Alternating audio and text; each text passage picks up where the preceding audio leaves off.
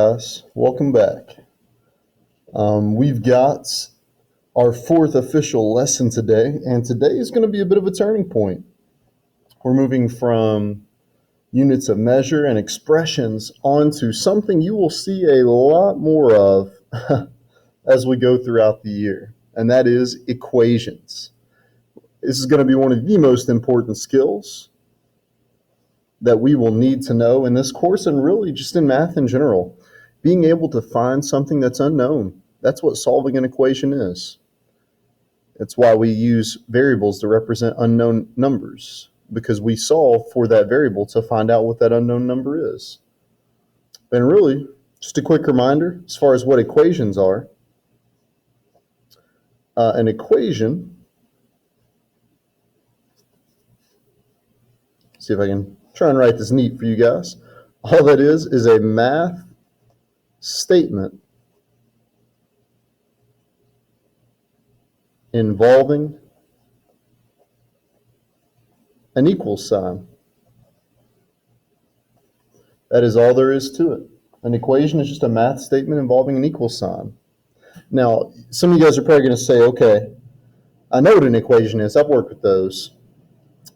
I have solved those before. So solving. And that word solving is something that maybe you have a hard time describing, but I kind of alluded to it earlier. It's working out an equation until we find what the unknown quantity,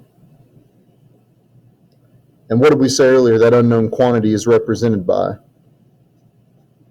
That's right, a variable, is equal to.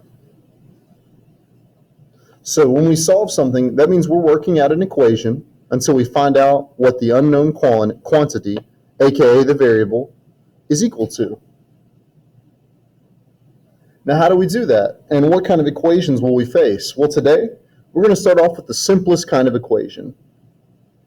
And so we're going to start small, and then as the days go on, we're going to work our way kind of up the scale as far as steps of an equation. So today, we're just talking about one-step equations in one variable.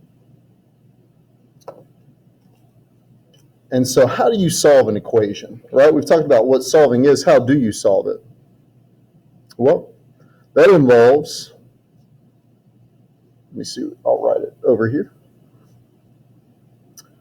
To solve, we undo the operation. And I want to remind you, when we say single-step equations, that means there is only one order of operation. So when we say, hey, this is a single-step equation, that means there's only one order that's happening. Well, to solve an equation, we need to undo that operation. Some of you guys might say, AKA, reverse order of operations. You might have heard that before, working the reverse order of operations. Let's see what that looks like, guys. So we can see right here on number one, that we're going to be solving this equation using either addition or subtraction. And the reason we know that is by looking at the equation. We have 8 equals a minus 2. Well, in order to find out what a is, we need to get that variable by itself so we can see what it equals. Right now we have a minus 2. To solve, we undo that operation. So if we are subtracting 2, to undo that, we're going to do the opposite. We're going to add 2. And when you do that, you end up finding out, oh, a is going to be 10. We can do the same thing with number 2. X plus 7 equals 11. If you're adding 7, to undo that operation, we subtract 7. X equals 4. And these are the These are what these variables need to equal for these statements to be true. For example, if a is 10, what's 10 minus 2? Oh, that's 8. If x is 4, what's 4 plus 7? Oh, that's 11. So these are what these variables equal to make these statements true. Because an equation, both sides have to be equal. That's what the equal sign represents. Let's do one more together. This time we got a negative going on here, -6. Well, if r is over here and we're subtracting 2, we have to undo that operation, so we add 2. And so r is going to equal, be careful, 6 plus 2 is 8, but this is -6. So if we add 2 to -6, that's going to give us a smaller negative. That'll take us down to r equals -4. And so guys, I'm going to pause here in a second, and I'm going to let you guys go ahead and try numbers 4, 5, and 6 for me. So you can pause and do those now. Okay, so numbers 4, 5, and 6. Some of you guys probably noticed these had a lot more negatives going on here. And hopefully number 4 didn't trip you up at the get-go.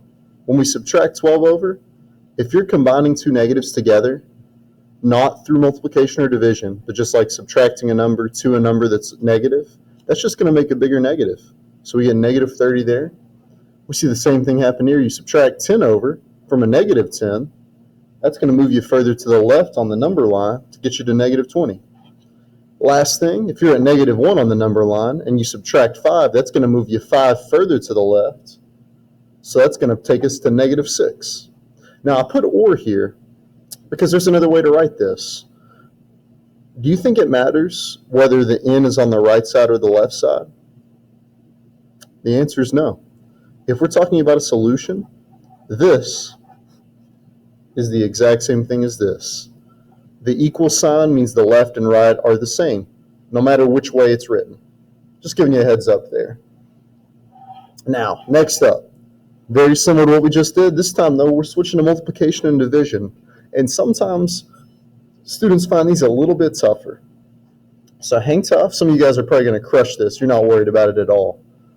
But again, same idea.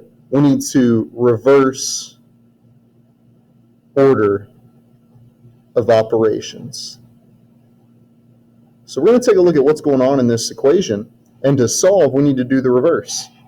So we have -3, and if you ever see a number attached to a variable, that means this is being multiplied. So what would be the reverse of multiplication?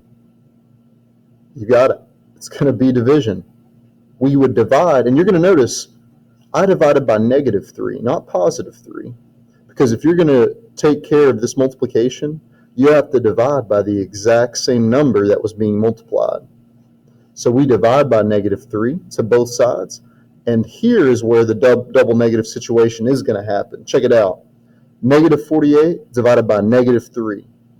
A negative multiplied by a negative or a negative divided by a negative will always be a positive answer. So you put this in your calculator. You get P equals 16. Let's do a couple more. And actually, let's stay on the left side here. Let's look at number 9. Some of you guys are thinking, okay, -4 times y, that means I'm going to divide by -4. What do you notice, though? We got a decimal. Don't panic. I'm actually going to write y on the left side just to go ahead and get everything lined up how I know we like to have the variable on the left side. Hey, use a calculator. -4.4 divided by -4, think about that. Whenever you work that out, that's really just going to be 1.1. A negative divided by a negative is a positive. And then the last one I'm going to do with you before I turn you guys loose on a few problems, check out number 11. What operation is going on there? We got k divided by 6 equals 8. Ooh, if k is being divided by 6, guess how we can reverse that? How we can get k by itself? Well, by multiplying by 6. If you ever want to destroy a fraction, multiply by the denominator. And that's what division really is. It's just a fraction.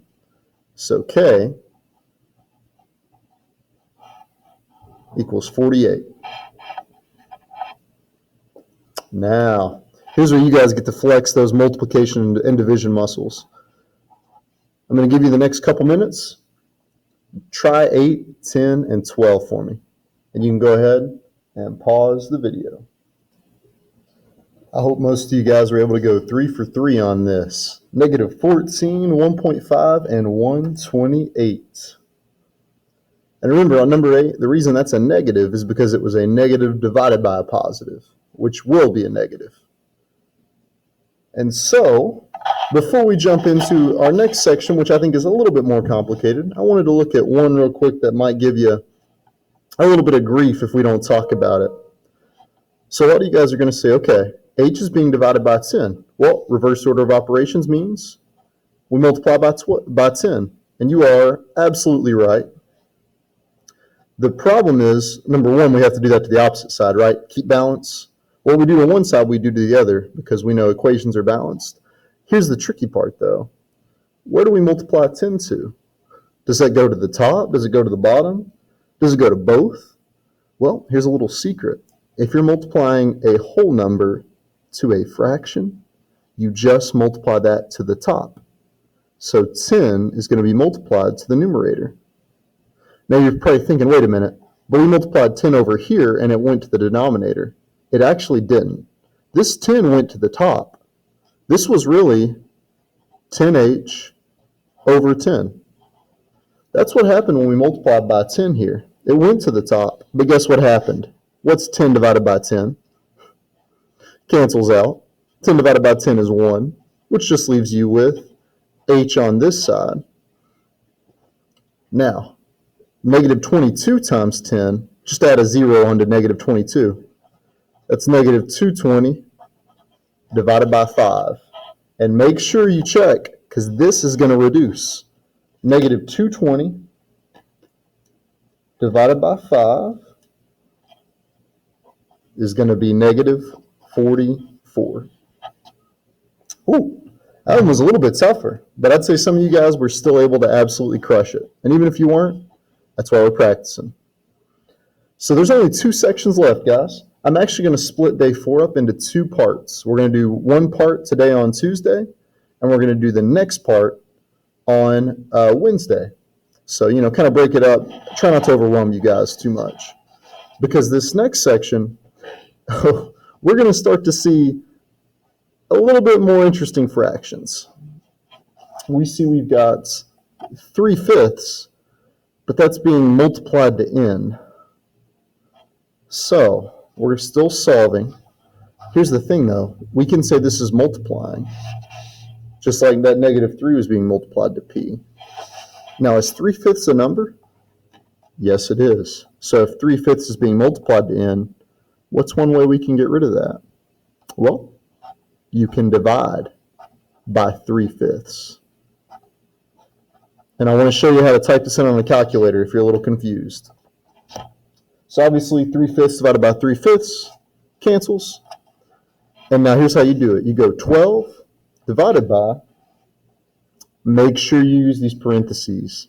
Otherwise your calculator will not understand what you're typing in. 12 divided by parentheses, 3 divided by 5, close parentheses. So you have 12 divided by 3/5. The division, remember, represents a fraction. So we do that. Oh, that wasn't bad at all. 12 divided by 3/5. That's really 20. Some of you guys are probably thinking, wait a minute. How on earth is dividing by a fraction going to give us a bigger number?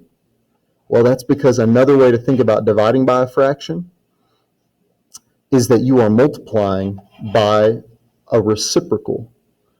Because when we divide by a fraction,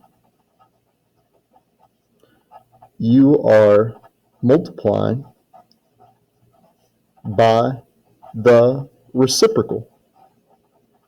You're probably thinking, wait a minute, what is a reciprocal? A reciprocal is a fraction whose numerator is its denominator and its denominator is its numerator. It's pretty much flipping a fraction upside down. So what's really happening, let's look at 16.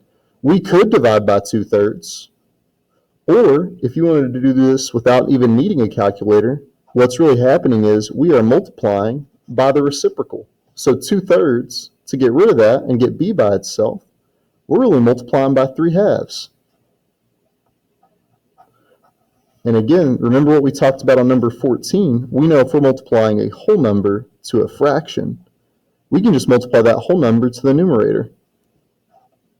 So what's -4 times 3? That's -12 over 2. The 2 is still there, equals b. And so guess what? What will b end up equaling? -12 cut in half is -6. And here's what I'm going to let you guys do. I'm going to let you guys practice number 17 and 18. And you guys can do either way here. You can either divide by the fraction and use your calculator, or you can multiply by the reciprocal and work it out maybe just in your head or on paper. So you can go ahead and pause the video and let's see what you get here on 17 and 18. All right, here's number 17. X equals -24. And I got that by doing the division method. Again, I could have multiplied by the reciprocal, would have given me the exact same answer. And I paused on number 18 because I wanted to show you guys something. So this one, I'm multiplying by the reciprocal. If I have 1/4 being multiplied to z, then to get rid of that, I could multiply by the reciprocal, 4/1. Those numbers cancel, but I have to multiply by 4/1 over here. And if you have a fraction times a fraction, we can multiply straight across. 2 times 4 gives you 8, and then 5 times 1 gives you 5. And 8/5, those numbers have nothing in common, no common factors, so we cannot simplify that. So pause for a second, guys. Get up, stretch. We've only got 3 problems left for the day, but I want you guys, they're going to be a little bit longer. So let's kind of stand up, pause the video, stretch, take a quick lap, and then let's hop right back into it. So our last 3 problems of the day are the dreaded word problems. And here's how I want to do this. I have a method that I think makes most word problems a lot easier. But how about this? I want us to look at number 19 just to see kind of how you would tackle something like this and maybe kind of get an idea of how confusing these can be if you don't have a plan. So we know Jeremy's mowing several lawns to earn money. He paid $17 for gas. He has $75 left over to pay towards camp. We're going to write and solve an equation. So writing an equation and solving it to find out how much money Jeremy earned mowing lawns. Now, where do you start here?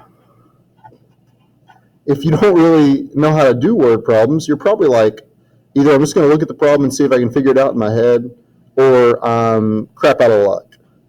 Well, guys, let's start usually 9 times out of 10 by figuring out what the variable is. And I mean 10 times out of 10, that needs to be your first step. And 9 times out of 10, the way we find out what our variable is going to be is by reading the last sentence. They tell us, write and solve an equation to find out how much money Jeremy earned mowing lawns. So I'm going to go with M. This is money earned mowing lawns. And guys, you want to be specific with your variable.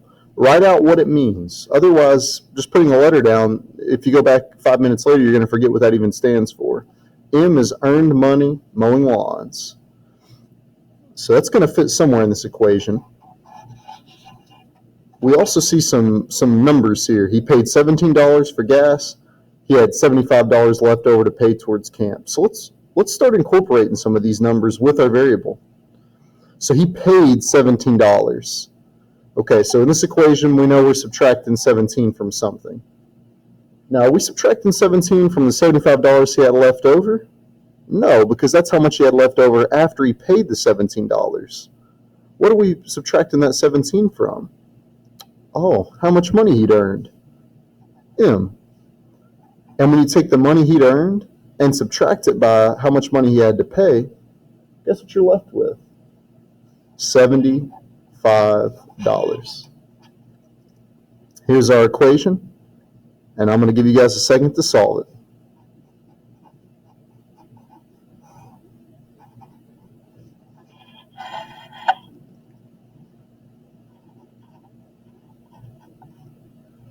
looks like Jeremy earned $92 mowing these lawns. And so instead of having to try and flounder around to solve this problem, let me go ahead and give you guys some really helpful steps for these last two problems of the day. Flip on over.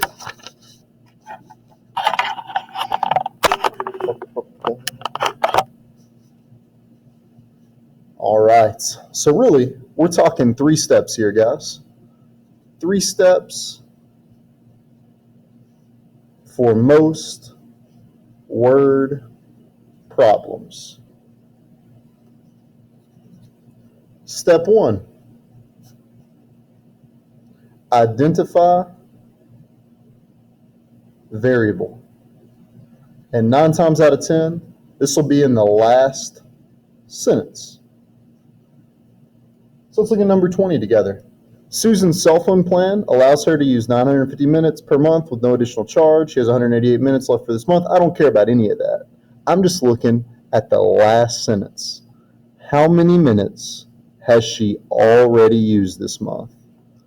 So once again, I'm going to go with M, but be careful. Be specific. Minutes, not just minutes, minutes used this month. So we know we're only looking at 1 month. Oh, that's going to lead us to step 2. Once we've identified what we're looking for, what we're trying to solve for, we need to find if there's a total. If there is a total, they'll come out and say it. So we know she's got 950 total minutes she can use per month. That is a total. That is what something is going to equal. So we know something's going to equal 950. Now, how does our variable fit in? Well, she's already used, or she has 188 minutes left for this month. So that's how many minutes she has left. And remember, our variable is how many minutes has she used. So what can we do here, guys? What can we do? Well, shouldn't the minutes used, couldn't that be added onto the minutes that she has left? And what happens when you take the minutes she's used plus the minutes she has left? Wouldn't that give you the total number of minutes? And this is a 1-step equation. Subtract 188, and how many minutes will Susan have used this month? We're looking at 762 minutes used. Man, I don't know if any of you guys have like family members or significant others that you talk to on the phone that much, but that is a lot of time in a month to be on the phone. So the last problem I'm going to have you guys do, oh, by the way, remember how I said this was 3 steps? Step 3, plug in variable and other number. So step 1, identify the variable. Usually we find that in the last sentence. Step 2, find the total if it exists. And step 3, plug in your variable and any other numbers into the equation, usually on the opposite side of your total. So guys, with these 3 steps in mind, and number 21 as an example, I want you to try, or number 20 as an example, I want you to try number 21 for me. You can pause the video now. Step 1, I read that last sentence and I found out what they're wanting us to find is the profit in the first year. So I went F is going to be the profit in the first year. Step 2, find a total if they give us it. Turns out that in the 5th year, we know that this company was making $114,000. So we've done step 1, we've done step 2. Next, we're told that the profit for this company was 3 times in their 5th year what they had earned in the first year. So in other words, if you take 3, you can multiply that by the money they made in the first year, which we called that F, and that's going to be equal to how much they made in the 5th year, which we know is our total of $114,000. And you just did the toughest part, guys. What's left is the easy part. You're just going to divide by 3. And it turns out that their profit in their first year was $38,000. And so what I would really encourage you to do is go in to your practice homework under chapter 1. You have all your practice homeworks there. Go to day 3 and let's practice some of these. Practice some of the one-step problems we did on the previous page. Practice some like that. And there's going to be some practice word problems you can do on that day 3 homework under chapter 1. Again, just for practice, not for a grade, but guys, the way we're going to get a good grade on our tests and quizzes is by practicing. So if you have any questions, you guys know how to reach me. Remind, email, Google Meet, and I'll be talking to you soon.